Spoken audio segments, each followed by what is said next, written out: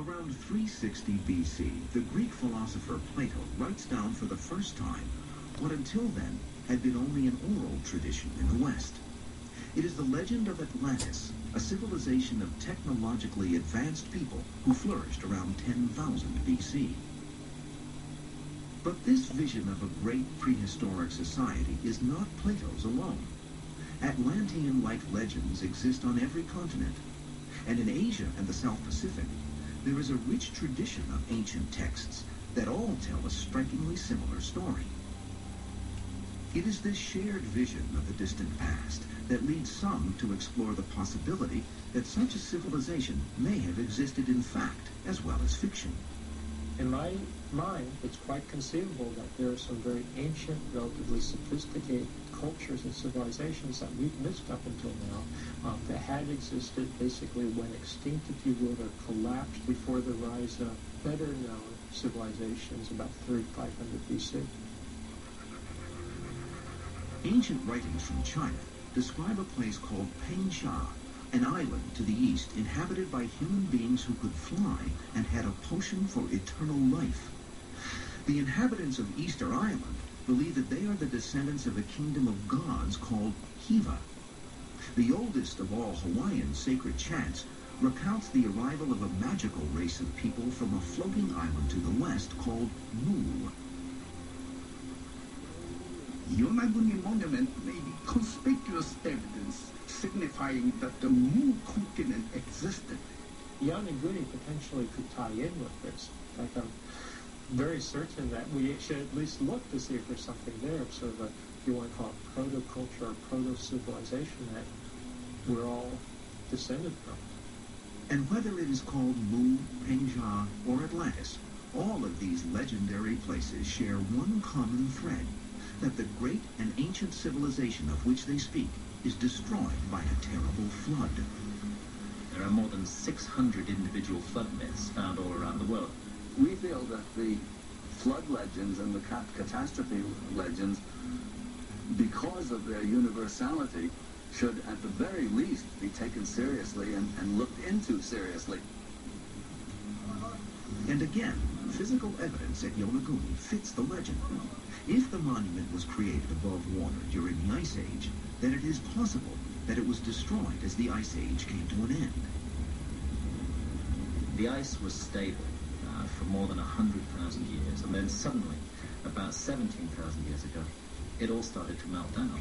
Although the total meltdown took 8,000 years, there were 3 global superfloods during this 8,000-year period, so people living on coastlines would have been taken by surprise. There was one occasion when the sea level rose almost 100 feet, literally overnight in geological terms. But, again according to legend, while a cataclysmic flood submerges an island nation, there are survivors. And these are the people cast adrift by the tides of change, who spread their legend and share the knowledge of their civilization around the world. Even more important, you might say, than the physical evidence and the legendary and mythological evidence is the evidence for that shared knowledge. The universality of pyramids and the universality of mathematical and number symbolic systems, to me, is very strong evidence of the universality of some ancient civilization. Researchers like John Anthony West believe it is no coincidence that when the next great civilizations rise more than 7,000 years later, they build similar structures, even though, for example, the structures in Egypt and Angkor Wat in Cambodia are thousands of miles apart. And many of these edifices bear an uncanny resemblance to the architecture of the Yonaguni monument. On Okinawa, there is Nakabusuku Castle, a ceremonial building from the first millennium BC. On Pohnpei Island, in Micronesia, there is a grand expanse of ancient but undated stone ruins known as Nan Modao. And perhaps the most striking of all is the Temple of the Sun near Trujillo, Peru, a pre-Incan building of irregular terraces an ocean away from Yonaguni. There must have been some kind of transmission of knowledge from generation to generation, which says something, in my opinion, about the level of sophistication and culture of a group that's transmitting knowledge. In addition to architecture, many of these disparate structures also share a similar function.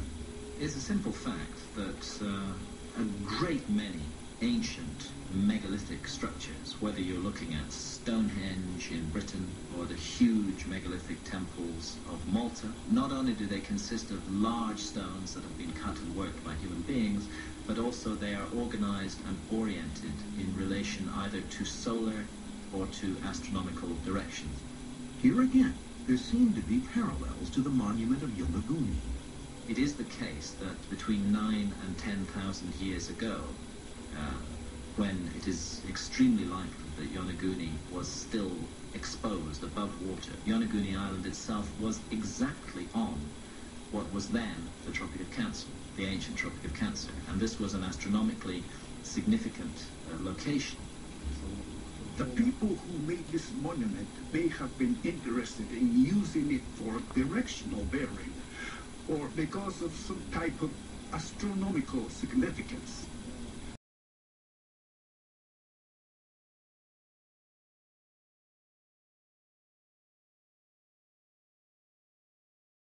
A huge comet, 2.5 miles across, exploded above North America, melting the huge glacial ice sheets, causing massive flooding and a frigid drop in the Earth's temperature, killing an unknown number of people and wiping out and causing the extinction of 35 large species of mammal, including the giant mammoths. According to nuclear scientist Richard Firestone of the U.S. Department of Energy, this comet was just one among tens of thousands of comet-like missiles which were sent hurtling towards the Earth, remnants of a distant star which exploded in a vast supernova 41,000 years ago. These meteor storms were accompanied by a hail of cometary bullets which struck the Earth, machine gunning innumerable animals and humans with iron-rich grains traveling at 10,000 kilometers per second. When this giant comet exploded above North America, these natural glacial dams melt and burst, and enormous quantities of cold, fresh water drained into the North Atlantic in a deluge. This had the effect of shutting down normal circulation of the ocean's cooling cycle, where warm water and cool water are mixed in the North Atlantic and the Gulf Current. Surface water turned frigid, and temperatures plummeted, and ocean levels rose by up to 400 feet, causing massive flooding and the destruction of all civilizations worldwide.